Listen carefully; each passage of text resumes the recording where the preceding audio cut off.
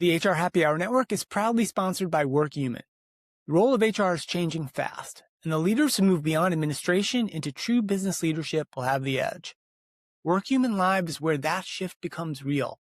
4 transformative days in Orlando built around the challenges HR leaders are facing now. With 65 plus standout speakers, you'll get practical, research-backed insights you can use immediately, honest conversations with leaders under the same pressure, and a human-first experience designed to energize, not exhaust. It's why 93% of past attendees left inspired, and why you need to be there this April 27th through 30th. Register now at workhumanlive.com and use code HRHappyHour before March 31st to save 20%. That's HR Happy Hour, all one word. Thanks for joining us. Welcome to the At Work in America podcast, the longest running and top downloaded HR podcast. Great to have you with us, whether you're a longtime listener or just tuning in. We're grateful to have you join us. Trish, how are you? Great to see you. I'm good. I am happy to be in the same state as you at this moment, even though we're not in the same office. We're not. About, 30 minutes apart. So I'm looking forward to seeing you this week. Absolutely. It's great. We've got a lot going on, stuff we're doing at H3. We got to go see one of our great clients before this week's over. I think the last trip of the year. Boy, it's been I can't believe the year is almost over, though. It's shocking. I know. All the travel from all of the different tech events has certainly just sped things up, I think. And you're right. We love doing it, but it is nice that that's sort of winding down, and we'll get, a lot of time to talk about strategy, which I'm really excited about today's episode because that's what we're talking about. We're talking about business strategies that you can really use your heart and your head together to make some really big changes in your business in the coming year. Yeah, I'm so glad we were able to do this show. We have not done sort of a normal At Work in America in a little while. We've been so heavily focused on technology and what's happening with AI and what's happening at all the industry events going on. We're sort of back to where we really want it to be. Today's show is about neurodiversity, kindness in the workplace. Our guest is going to be Tara May from Aspiritech, who you may not know, but once you listen to Tara and hear her story and their story, it's a company you're going to want to know better. So stay tuned for that. Let's go. We'll welcome Tara and get on with the show.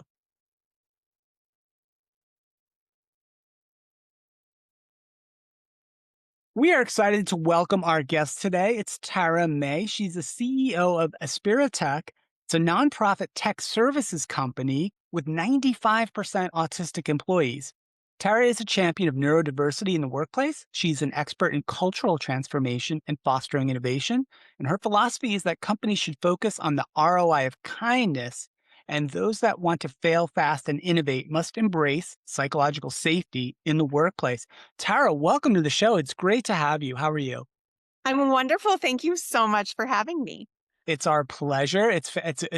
We love talking about this topic. Trish and I have explored neurodiversity from a number of angles over the years, from researchers to technology companies that support neurodiverse employees to even folks who compete in the Special Olympics in getting into their stories. So we love this topic. What, Tara, sort of brought you to neurodiversity as really a career at this point?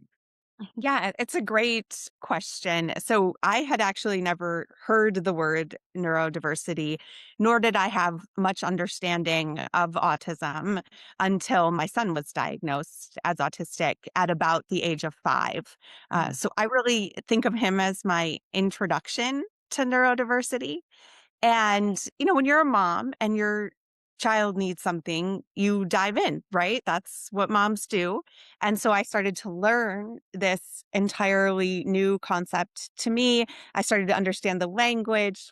Proprioception was a word I had never heard before, right? I didn't understand stimming or any of these things. But as I began to research and understand what he needed to be successful, I started to actually see neurodiversity all around me. And the metaphor I often use is sort of like watching the night sky light up one star at a time. I saw it first with my son, right? But then I started to see neurodiversity in the people I loved around me, in my friends, in my family, in my other children, in myself, and understanding what it looks like, when each of our brains work differently. And then most of all, in the workplace. So I was leading at the time a team of several hundred adults. And it started really striking me to think about, when we think about management leadership, there are so many factors we consider. Why would we not consider the brain Yeah. in the workplace and the way we learn and socialize? And so I really became passionate about understanding and embracing neurodiversity in the workplace. And eventually, Aspiritech found me. I worked with a headhunter who was working to find a replacement for the amazing founders as they were coming into their 70s. Okay. And technology was my paying career. Neurodiversity was my passion. So I got to combine the two. I love that story because we hear often, we're told to find your passion and pursue that. And it seems that, especially in this area of neurodiversity that Steve and I have been covering for, gosh, almost 10 years, that seems to be a theme. People have found that they have passion about both identification of different neurodiversities, but then realizing there isn't a lot of support in the wider community or the workplace, right? So your story is actually, unfortunately, very common in terms of, there are more and more people just kind of these one-off situations. When you joined Aspiritech, what was the ratio at that point in terms of, were the employees already primarily on the spectrum, or is that something that you've increased in your time there? So that was the mission of the organization always, beginning, right? So 93% of our team members are autistic. And I really came in to not only continue to see that mission, but to open it up and expand it. So I'll give you an example. Our foundation was quality assurance, and the founders in their research found that quality assurance was an amazing match for many autistic team members. But I think what they really created and what they really built was an environment where autistic people can be successful at whatever career and passion they want to follow. So we opened up, right? We started leaning into more technology services because that was obviously a natural extension of what we were doing. So accessibility testing, web development, data services, but then also creative services. We have a lot of amazing artists. We had an art fair where 15 people on our team exhibited just last night. We've seen autistic people move into sales and marketing, into HR, into IT and facilities. So we really took this concept and said, Aspiritech is so much bigger than that. And the autistic community is capable of absolutely anything that they're passionate about, given the right supportive environment. Yeah, Tara, I'm sorry, Trish. Yeah, Tara, that's the message I'm hearing when you described all the different areas of Aspiritech has ventured out into and how you've expanded opportunity and access. You're not pigeonholing folks to say, oh, they're really good at this one thing or these two things, and therefore we must only do those. Absolutely. And I think the fundamental premise there, right, is that it's not about the specific job, it's about the supportive environment, right? And I think you and I both know that workplaces are often built for the masses, right? Where as many people as possible can come in and be successful, but really thinking about, how do you build it for the individuals and support them being humans 24 hours a day, 9 to 5, is a change we're just starting to make at organizations, right? And it's really exciting to think about, for me at Aspiritech, leading that charge, thinking specifically, sure, about neurodiversity and neuroinclusion, but really thinking about, how do we build workplaces so that everyone can reach their fullest potential? And I think that's a really exciting discussion to have. Well, it is, because when you make those changes to the organization, to the workspace, or to the work process, you're actually helping all employees, regardless if they are, I mean, it is a spectrum, right? And when you kind of talk about finding that one little star at a time and noticing, once you're aware of what the indicators are, There are probably far more undiagnosed people on the spectrum in our workplaces, right? I looked before the show just because I hadn't looked it up in a while. And so on the CDC, they were saying that this was as of 2017, so very dated information. It was over 5.5 million people that were diagnosed adults in the workforce. Mm. That number, has to be so much higher of undiagnosed, and maybe people who aren't finding out until their own child, right, is diagnosed, and then they think like, "Oh, maybe I have," right? But when you think about whether it's sensory overload that needs to be considered, or maybe different noise reduction techniques that you might put into place in your workplace, that would benefit everyone, Mm. right? What are And you finding when you're looking at it that way? what you are describing is so resonant and is absolutely a story I hear every day. And I would say, even over the past 2 or 3 years, I've seen an emergence of neurodiversity ERGs that I had never seen before. And you're spot on in what you describe, right? We are, as a society, getting much better at diagnosis. A great example, my dad is very severely dyslexic.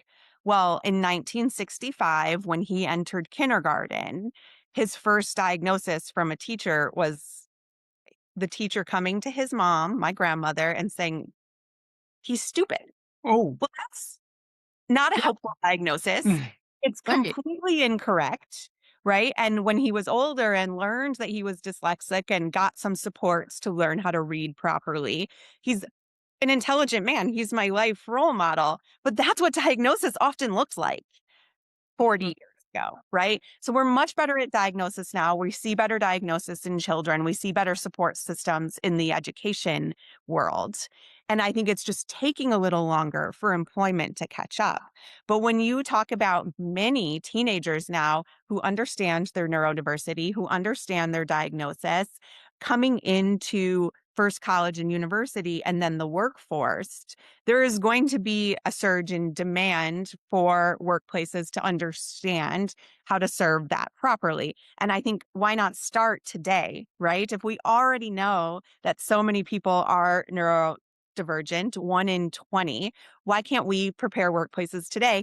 And like you noted, so many of the things we can do are universal design for everyone, right? If you can think about sensory friendliness in your office environment, if you can think about communication styles and how to give out information so that all sorts of brains can process it. If you start to think about mental health in the workplace, which affects even more of us, including neurotypical people, those things can absolutely benefit everyone and make organizations more successful. I agree. One of the things as you were talking, I was thinking that a way that the workforce is changing is now we're focusing more on skills versus a job description. And I'm just sort of reflecting on what you're talking about. And I feel like since we're now focusing more on the skill, we actually can really appreciate skills that people who are neurodivergent are bringing into the workforce, right? And I wonder, will that even help us seek out people that we know have these skills versus Yeah. in the past, and not that long ago in the past, even maybe some places currently, if you are say you're on the spectrum, maybe you can't interview in the same way, right? You might not maintain eye contact, but you could do every other skill and more of a certain job. I feel like we're just now starting to hear, whether it's at a conferences or, just a podcast like this, we're trying to make that a more mainstream thought. How are you maybe with people outside your organization? Are you doing things as a Spiritech and going out and sort of educating other employers or other groups? That's something we're incredibly passionate about. And really, it was part of that realization that what our core competency is creating a workplace where neurodivergent people can thrive. Yeah. And we're only ever going to be able to hire so many people, right? Mhm. There's always going to be a cap. We're always going to have only as many people as the revenue can support because we do operate like a business.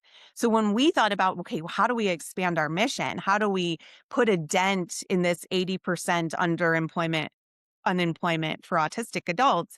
It's to help other workplaces be more inclusive and understand how neurodivergent team members can seamlessly fit into their organization with so very little effort. And you gave a fantastic example there, Trish, about the interview process. I actually just spoke at a CEO roundtable of manufacturing CEOs, and we were talking about the traditional interview skills.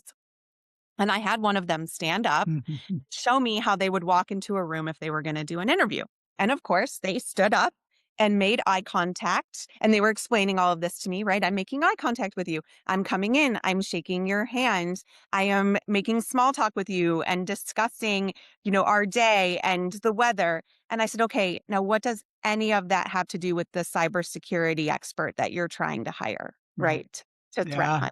And he was, that's a very good point, right? I said, yes, heads down cybersecurity coding work in a Python language is a very different skill set from the sale of walking into an interview, right? Mm. And so it was just one point, but I think it really clicked and resonates when you think about the skill sets to hire versus the skill sets to do the job. Yeah. And Tara, that's a great lesson that you could apply really in any kind of hiring situation or interviewing situation, right? And we fall into that trap so often, right? Of evaluating folks on these non-important or unimportant traits or characteristics, or they don't know some secret code of, how to, you know, march into the room a certain way and things like that. And or whatever maybe you're not up to date on the latest, sports story or what's happening in pop culture. So you're, and we ding people for not being, aware of stuff like that. It's crazy. Yeah, it's a Well, great and even point. even women face that, right? I Yeah. mean, at a certain executive level, I stopped interviewing with any other women, stop being in a room with any other women often. And so sometimes you're like struggling to relate to the conversation, right? You're like, I don't play golf. I don't know what you're talking about. I really don't care who won Sunday Night Football, but you're faking it, right? And we see that so often. Yeah, that's a Well, great point. I have a question. You mentioned as women, right? We do fake that sometimes, right? We fake that we understand what's going on, or we just kind of gloss over it and change the subject. When someone is on the spectrum, again, Steve and I have done many shows with, for example, like the Frisk Center for Autism, which is at Vanderbilt University, right? And so when you're thinking about people who are known to be on the spectrum, um, it's often that them masking to try and fit in is far more exhausting than just being accepted the way that they present, right? Have you, or I'm imagining you have, but have you at Aspiritech considered that in the way of the overall culture in terms of how you interact day to day, or hour to hour with people who are all at some point on the spectrum? Are there cultural norms that maybe those of us that don't hire that way should be thinking about or building into the way that we're communicating with our employees? So for us, we are lucky enough to have autistic people at every level in our organization that are completely comfortable unmasking, Mm, right? Right. And that's something special. And I heard it. I did a listening tour when I started at Aspiritech and spoke to every single employee to understand what they loved about the culture, what we needed to change about the culture, right? Sort of starting point as a CEO. And one of the things I heard resoundingly was, I feel like I fit in here. mm. I can be exactly who I am here, often for the first time in my life. And I wish actually that it was an autistic person speaking instead of me, because I cannot adequately describe to you what that must feel like for those team members. But I know it's very emotional, and we talk about it a lot in our autism advocacy groups and the different ERGs that we have at Aspiritech. But I think we all can relate to not feeling like you fit in somewhere and how difficult that can be. And I believe we all deserve a workplace where you can be exactly who you are, right? Authentically, genuinely, vulnerably human. And we all do know how hard it is when we have to hide a piece of ourselves. Mhm. And I think for autistic people, that's so rooted in trauma because from Mm, an early age, they're being taught that they are coming at life from a deficit, that they're not good enough in school, sometimes at home, even from the people they love. yeah. What I have found at Aspiritech is that the most difficult part of leading this organization is reinstilling confidence in people where self-esteem has been stripped away for decades. Tara, that's a fascinating way to think about it, right? And we heard some of this, Trish, over the years we talked to. I'm thinking about the show we did with our friends from Special Olympics, and they were, I don't want to call them kids. They were younger folks, and they Early both, 20, yeah, they were in their 20s, but early 20. they both were working in different roles, right? And they both talked specifically about that, right? Being accepted, being part of a group, and which is one of the reasons why Special Olympics was so important to them, right? They were finally in a place where they didn't have to apologize for who they were or try to hide who they were, right? And it's really important. Now, Tara, you mentioned 93% of the employees there, including all levels of the organization, right, are autistic. And so you can kind of, it's the culture there and it works. I'd love for you to maybe offer up a couple of ideas or just thoughts, approaches for organizations, your typical organization, especially smaller businesses, right? So maybe don't have super amounts of resources and budgets, et cetera, but just what are a couple things you recommend when you're sitting around with the CEOs at the manufacturers roundtable? What are a couple things you tell them? Hey, think about this as you're approaching things in the workplace and how that might benefit some of these folks who are neurodivergent. Yeah, so I'll share a few really sort of concrete, small, actionable items, and then a Mhm. couple bigger picture ones. Okay. One, for example, is anything you can do to think about both noise levels, interruption levels, and light levels in a space, right?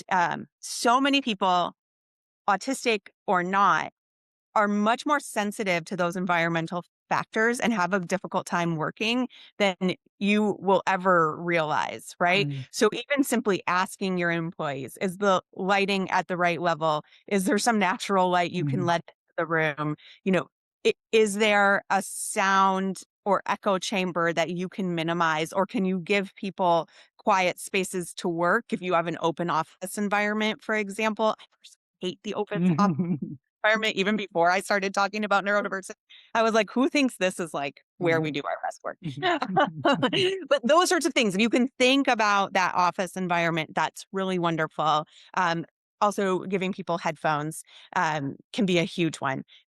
Neurotypical people as well. Yeah. The second thing I like to think about, and my Aspiritech team actually taught me this, is communication styles. So after my first all hands at Aspiritech, someone came up to me and said, we have some people who really like auditory learning, other people who really like visual learning, other people who do well with bullet points and verbiage, and other people who like the recordings so that they can either speed it up or slow it down. Slow it down if your processing speed is slower, speed it up if you're ADHD. A lot of Mhm. ADHD people can't handle listening for 40 minutes to one singular topic. Okay. And I thought to myself, well, first, absolutely, I can, right? Easiest accommodation in the workplace to provide the communication in multiple formats. But I also wondered, why did I not think of this when I was leading 1,000 people? Of course, among those 1,000 people, there were auditory learners and visual learners and things like that. So just thinking about your communication style can actually go a really long way. And then the last one I'll share is a little bit more nebulous, but just the idea of psychological safety in the workplace, I think, is really important.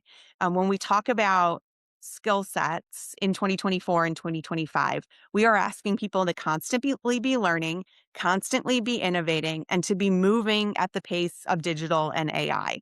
Well, when you are doing that, people are going to make mistakes. Neurotypical people and neurodivergent people, we're going to screw up, and we're going to need to be comfortable failing fast. And an environment where it is okay to make a mistake is critically important for your organization and will benefit both neurodivergent and neurotypical people alike. I think those are such great tips. And as you alluded to, many of those things don't cost money, right? Mhm. It's just changing the way that you are operating in your business. When you were talking there at the end, I was thinking about, you know, I'm a Gen Xer, Steve is as well. When we started into the workforce, I mean, there was such a huge stigma of not just talking if you were on the spectrum or even knowing if you were, but just mental health in general. I wonder what your opinion is in terms of sort of I have twins that just turned 21. It is very common for them to talk about anything like if they need texture of something differently, if they need a sound differently, if they need, you know, AirPods in all the time just to reduce the noise. It's very common in that generation. So how do you see sort of the incoming workers, and are they helping impact that even faster than maybe people who are in their 50s working in the work environments? Oh, absolutely they are. 100%. And I have teenagers in and out of my house, and their expectations around Mhm. inclusion of all kinds are Yeah. much higher than mine were a generation ago, which good for them, Mhm. right? And their expectations around in mental health supports, sensory supports, all of this are so much higher. And in part, it's because they have language for it. I didn't have any language for the incredibly anxiety riddled teenager I was, right? But they do. And so now we know better and we can do better. And I'm so glad to see them pushing it along, demanding more from life than what we had, and making the world a better place one generation at a time. And I truly believe that the education system has made a lot of changes to be more embracing of neurodiversity and sensory issues. And it is time for the workplace to Yeah. follow. Yeah. Yeah, we Tara. need to catch up because I Mhm. think that also, 10, 20, even 30 years ago, if you had any sort of difference, you were usually removed from the classroom, Mm. right? But yet then we expect people to come into the workforce and be all together. So it only makes sense that we make sure that we are not singling people out for any differences, right? That we're actually trying to learn from it and include them in the workplace because it's going to make for a richer, more productive workplace, right? Yeah.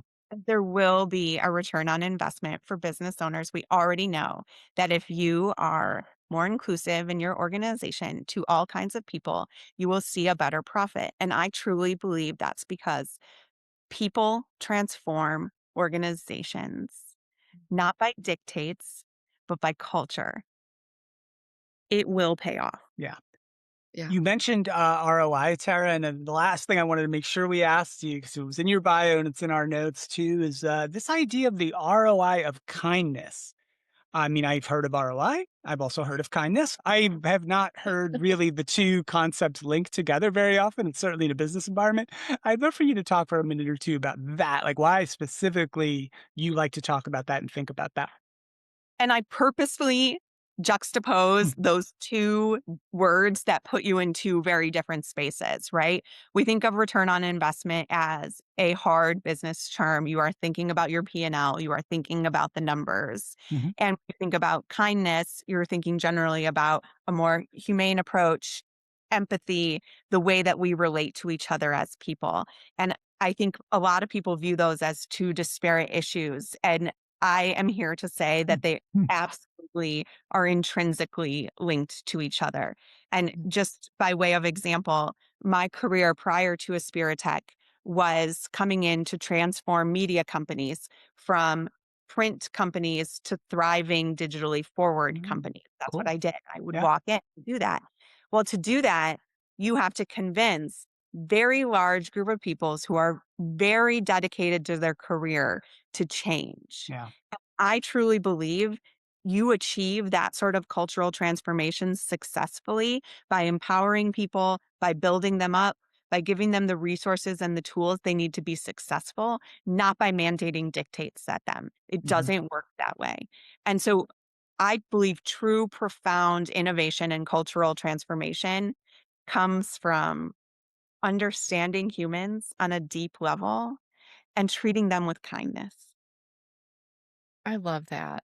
I I do think too. that just summarizes it so nicely.